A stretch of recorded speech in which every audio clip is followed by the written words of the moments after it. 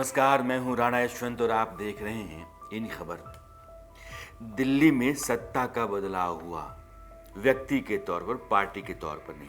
अरविंद केजरीवाल मुख्यमंत्री थे, अब आतिशी मुख्यमंत्री हैं। उन्होंने अपने दफ्तर में बैठ करके काम काज करना शुरू कर दिया। दफ्तर में बैठते समय आतिशी ने क्या किया कि एक कुर्सी जो पहले अरविंद केजरीवाल की थी, जिस पर वो बैठा करते थे, आप तस्वीर देखेंगे तो मरून रंग की है, और जहां अशोक चक्र होता है, भारत सरकार का एम्ब्लेम होता है, सत्यमेव जयते लिखा होता है, उसके ठीक आगे वाली कुर्सी है। बगल की एक कुर्सी जो छोटी है और सफ़ेद रंग की है, उस पर उन्होंने अपनी जगह बनाई।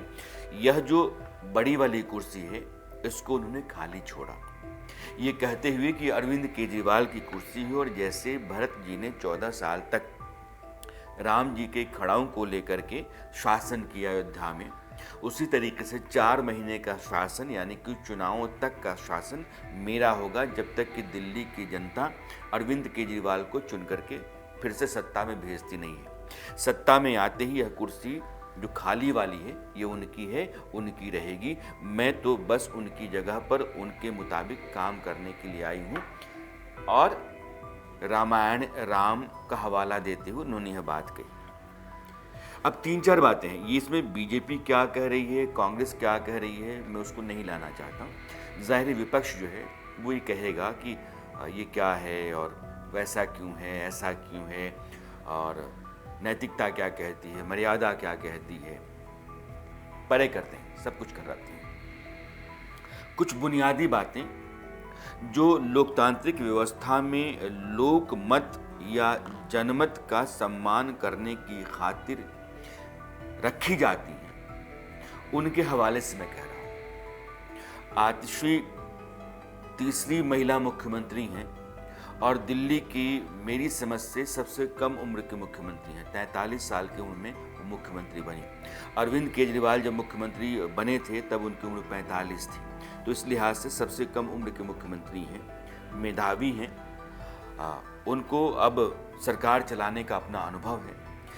ये एक सरकार है जो दिल्ली की जनता ने चुन करके और दिल्ली में बिठाई है। प्रचंड बहुमत के साथ आम आदमी पार्टी अरविंद केजरीवाल की अगुवाई में चुनाव लड़ी और 2 दफा चुनाव लड़ करके वो सत्ता में है। फर्ज करिए कि मैं 2013 का चुनाव छोड़ दूं कि 49 दिनों की है, लेकिन 15 और 20 का चुनाव तो पार्टी लड़ी, बहुमत के साथ आई और उसकी सरकार चल रही है।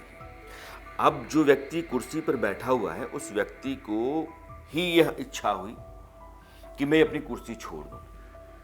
अरविंद केजरीवाल ने जेल में रहते समय 6 महीनों के भीतर कभी भी कुर्सी छोड़ने की बात नहीं कही। अलबत्ता विपक्ष की तरफ से बहुत जोर रहा, इस बात का दबाव रहा कि आपको जेल में रहते हुए सरकार चलाने में शर्म आनी चाहिए। यह बात गलत है। देश में जितने भी ऐसे उदाहरण रहे हैं, जेल जाने से पहले उन लोगों ने इस्तीफा दिया है। आप इकलौते ऐसे मुख्यमंत्री हैं जो जेल से अपनी सरकार चलाना चाहते हैं। अरविंद केजरीवाल चलाते रहे, लेकिन बाहर आने के बाद जमानत पर उन्होंने दूसरे दिन कहा कि हम अपनी कुर्सी छोड़ रहे हैं। और इसके बारे में तर्क ये दिया था कि जेल में रहते समय हमने कुर्सी नहीं छोड़ने का या सरकार जेल से चलाने का फैसला इसलिए किया क्योंकि उसके पीछे एक बड़ा कारण था, उन तमाम मुख्यमंत्रियों के हित को ध्यान में रखते हुए जो गैर बीजेपी शासित राज्यों के मुख्यमंत्री हैं।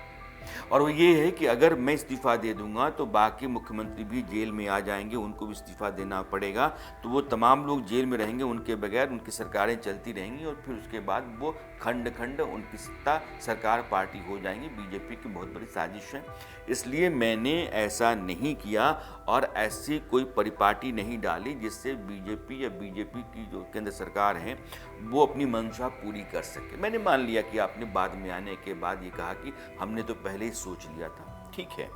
लेकिन अरविंद केजरीवाल ने कुर्सी छोड़ी, जनता में जाने का फैसला किया कि जनता जो है वो फिर से अपने जनादेश के जरिए इस बात पर मुहर लगाएगी कि वो ईमानदार हैं या बेईमान हैं। वो कह भी रहे हैं कि अगर मैं बेईमान हूँ तो मुझे वोट नहीं दो। आपको याद होगा कि अरविंद केजरीवाल की जो चुनावी राजनीति और रणनीति होती है वो बहुत सदी हुई है, क्योंकि उनके जो रणनीतिकार हैं वो आज की तारीख में एजेंडा, मुद्दा और उसको जनता के बीच में ले जाने का रास्ता बहुत सही तरीके से निकालते हैं, उसको साधते हैं। तो अरविंद केजरीवाल ने 2020 में कहा था, अगर मैं आतंकवादी हूँ तो आप मुझे वोट मत देना। अब वो कह रहे हैं कि अगर मुझे जेल भेजने वाले, अगर मैं बेईमान हूँ, जेल गया, और अगर मैं नहीं हूँ तो फिर वो लोग हैं जिन्होंने मुझे जेल में भेजा, आपको तय करना है कि बेईमान मैं हूँ क्या।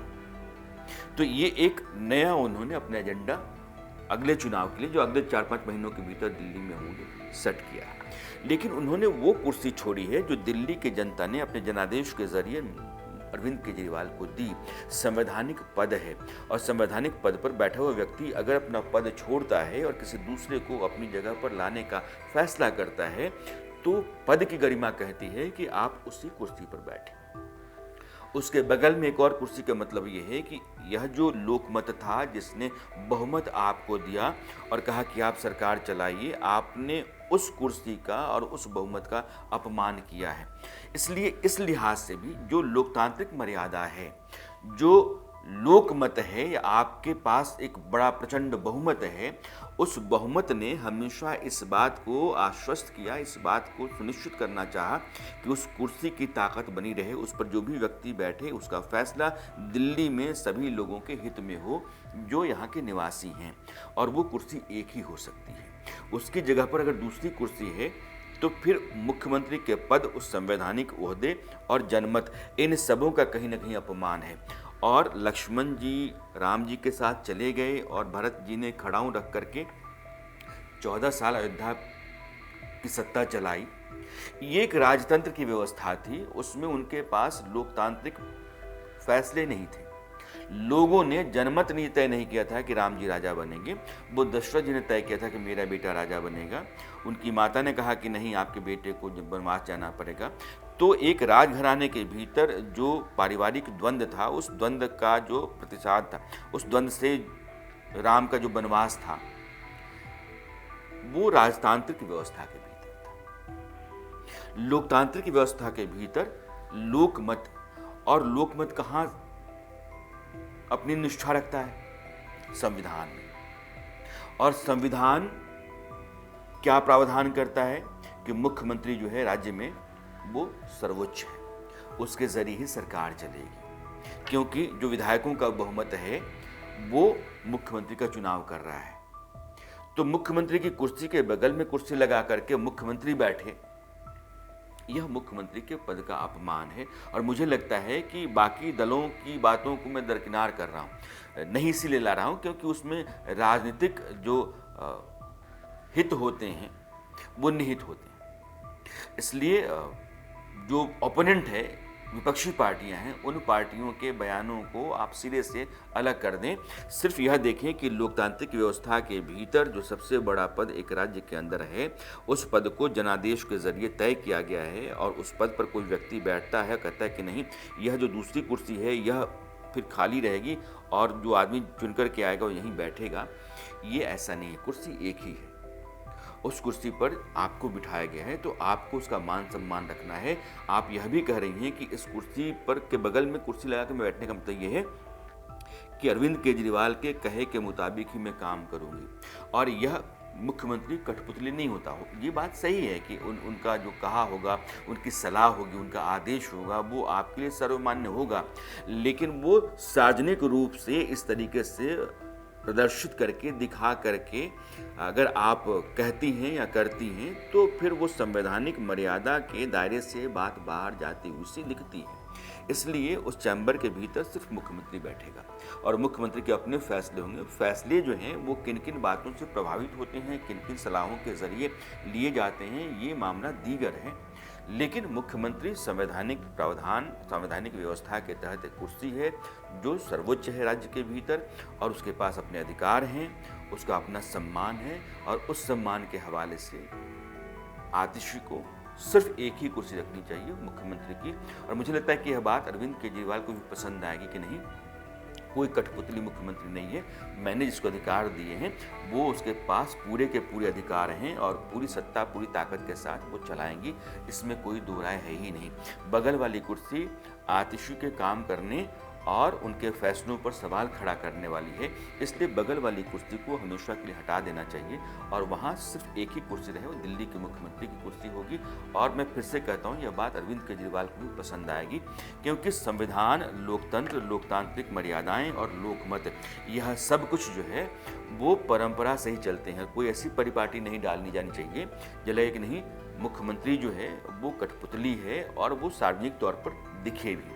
तो बार बार इतिहास जो है ना उन जगहों पर जा करके और पुरेता रहता है बताने के लिए कि यहाँ एक गलत फैसला हुआ था। तो गलत फैसले जो होते हैं वो समय के साथ हमेशा जिंदा रहते हैं और समय लौट लौट करके उन फैसलों तक आकर के आईना दिखाता रहता है।